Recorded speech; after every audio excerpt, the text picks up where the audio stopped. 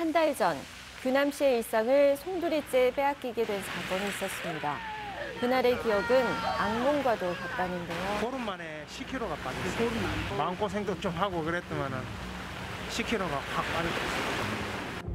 건강을 지키기 위해 매일 운동을 해왔던 규남 씨. 때문에 이런 일이 있으리라고는 상상도 못했습니다. 대장 개실염 천공 복막유 수술이죠. 진단명은 대장의 천공이었다고 합니다. 때문에 그 주변이 오염돼 염증을 일으켰고 이로 인해 장을 자르고 인공항문을 다는 큰 수술을 해야만 했다는데요. 하지만 이 수술을 하기 전까지 고통은 이루 말할 수 없었습니다. 그 아랫배가 쥐어 짜듯이 창자를 뭐 이렇게 누가 빨래처럼 딱 이렇게 쥐어 짜듯이 이렇게 아팠거든요. 피 검사하고 그때 한 거죠. 입원을. 입원 후 CT 촬영을 했고 그때까지만 해도 별 문제가 없으리라 생각했습니다. 그런데 6일 후 큰 수술을 받게 화장실에 됐는데요. 손잡이가 있는데 그게 없었으면 막 그냥 제가 앞으로 쓰러질 정도로 아팠거든요. 머리 끝부터 요 엉덩이까지 막 전기가 오듯이 찌르륵 아팠거든요. 시간이 지날수록 증상은 악화됐고 이런 사실을 의료진에게 전했지만 치료에 진전은 없었습니다. 내과적 치료를 계속 하자, 약물을 하자, 수술 안 해도 될 것 같다. 여기서는 계속 약물을 하니까 사람 죽을 수 있을 것 같다는 생각에 더 큰 병으로 강한 거죠. 그런데 이후 찾은 대학병원의 진단은 충격적이었습니다. 대학병원을 갔는데 대학병원에서는 제 상태가 엄청 심각한 상태라면서 지금 당장 수술을 해야 된다. 전원 후 2시간 만에 진행된 수술이었기에 규남 씨와 가족의 당혹감은 더 클 수밖에 없었습니다. 갑자기 뭐 수술한다 하니까 제가 억수로 당황을 했거든요. 완전 흥분. 대장을 잘라내고 뭐 이 장루를 이제 만든다 하니까 저는 그때 너무 놀래가지고 막 식은땀이 그때 엄청 많이 났거든요. 진짜 많이 놀랐습니다. 네, 규남 씨는 병원의 미흡한 처치에 문제가 있었다고 주장하고 있습니다. 오늘은 대장학문외과 전문의 류광석 선생님과 이야기 나눠보겠습니다. 자, 선생님, 규남 씨 정확한 병명이 뭔가요? 환자의 사례는 대장 개실염의 합병증으로 인한 대장의 천공이 일어난 사례입니다. 대장 개실이란 이 대장벽이 얇아져 주머니 모양으로 바깥쪽으로 튀어나오는 현상을 말합니다.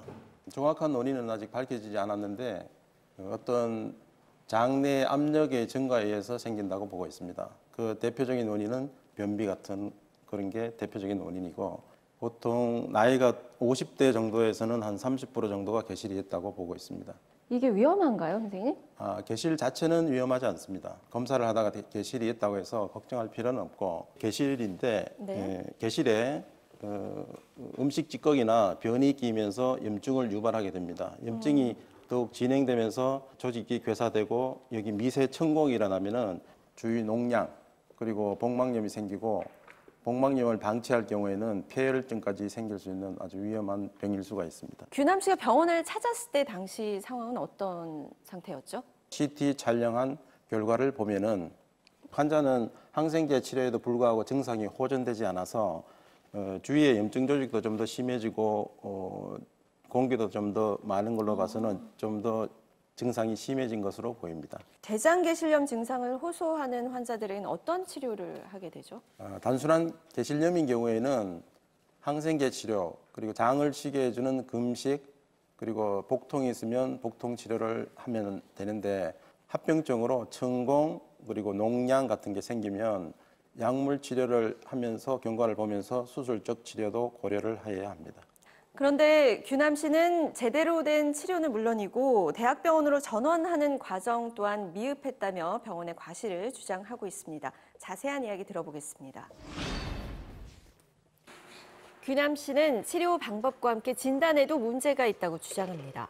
처음 찾은 병원과 두 번째 찾은 병원의 진단명이 달랐다는데요. 의사 선생님이 빠르면 입원하면 한 2, 3일 만에 퇴원하고 약물 치료하면은 좀 배는 고통스러운데 일주일 안에 나을 수 있다. 입원했을 때는 병명이 뭐라고 하던가요? 장염이라고 했습니다. 세균성 장염. 병원은 규남 씨에게 세균성 장염과 함께 미세한 천공 증상이 있다고 말했습니다. 장염이니까 장염해서 좀 구멍이 나도 약물로 치료된다 하고 장 밖으로 약간의 이제 보름 같이 이제 뭐 이런 게 나와 있다 했는데 그것도 약물로 치료된다 하니까 저는 아무 생각 없이 그냥 약물로 되는갑다 이렇게 하고. 상태는 더욱 악화됐지만 병원은 지속적인 약물 치료만 진행해 결국 가족은 대학병원으로 전원을 요청할 수밖에 없었답니다. 대학병원 의사 선생님이 위험한 상태였다고. 의사 선생님이 만났을 때 하는 말이 너무 힘든 수술이었다고. 상태가 너무 안 좋고 힘든 수술이었다고 그 말을 하시는데 이제 너무 이제 전 병원에서 했었던 것도 해갖고 이제 황당한 것도 있고 이제 여기 와서 그래도 살렸다는 마음이 많이 들더라고요. 그날만 생각하면 아찔하다고 합니다. 조금만 늦었어도 규남 씨의 상태는 더욱 악화됐을 거라는데요.